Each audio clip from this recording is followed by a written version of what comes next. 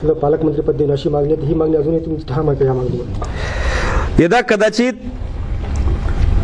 राज्यातील जनता म्हणत असेल की बीडचा बिहार झालाय, आम्हाला नांदेडचा बीड होऊ द्यायचं नाहीये. नांदेड ही एक सांस्कृतिक राजधानी म्हणून ओळखल्या जाते मराठवाड्याची. त्या राजधानीमध्ये सर्व जाती धर्माचे लोक गुण्यागोविंदा नांदत असतात. जर बीडची संस्कृती नांदेडला पाडायची असेल तर या राज्य सरकारला विनंती आहे की बीडची संस्कृती नांदेडमध्ये रुजवण्यासाठी रुजू नये म्हणून बीडचा पालकमंत्री हा नांदेडला देऊ नये. जर यदा कदाचित कोण धनंजय मुंडे नको का पंकजा मुंडे? मुंडे बंधू दोघांनाही विरोध राहील.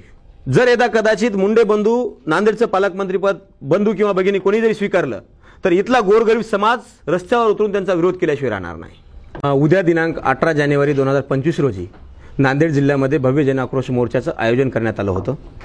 परंतु मागील 4 दिवसापासूनच्या घडामोडी पाहता मुख्य सूत्रधारास 302 मध्ये समाविष्ट करून घेणं, मुख्य सूत्रधारावर मकोका अंतर्गत कारवाई करणं, मुख्य सूत्रधारावर 120B सारखी कलम लावणं, मुख्य सूत्रधारास मकोका अंतर्गत गुन्हा दाखल केल्याच्या नंतर त्याच्यावर ज्युडिशियली इन्क्वायरी बसवणं, या सगळ्या आमच्या मागण्या होत्या.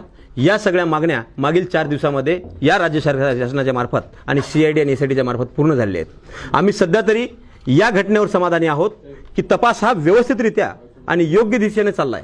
परंतु यदा कदाचित या तपासामध्ये योग्यरित्या आणि कडक तपास करून आरोपीला फाशीपर्यंत जर पोहोचला गेला, आरोपी जर फाशीपर्यंत पोहोचला नाही तर पुन्हा एकदा जन आक्रोश करण्यासाठी हाच सकल मराठा समाज बांधव रस्त्यावर उतरल्याशिवाय राहणार नाही. सध्या उद्याचा मोर्चा हा तात्पुरता स्थगित करण्यात आला, याचा अर्थ रद्द केला नाही. येणाऱ्या काळामध्ये तो मोर्चा काढला जाऊ शकतो.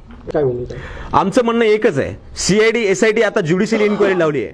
ज्युडिशियली इन्क्वायरीच्या माध्यमातून या हत्याकांडामध्ये कोण कोण जबाबदार आहे त्या सगळ्यांची कुंडली बाहेर निघल्याशिवाय राहणार नाही. जर यदा कदाचित धनंजय मुंडेंचा या प्रकरणामध्ये हस्तक्षेप असेल तर 100% आमचा ज्युडिशियली इन्क्वायरीवर एवढा विश्वास आहे की 100% धनंजय मुंडेचा राजीनामा घेऊन त्यांना सुद्धा कायद्याने जी आहे ती शिक्षा द्यायल्याशिवाय राहणार नाही.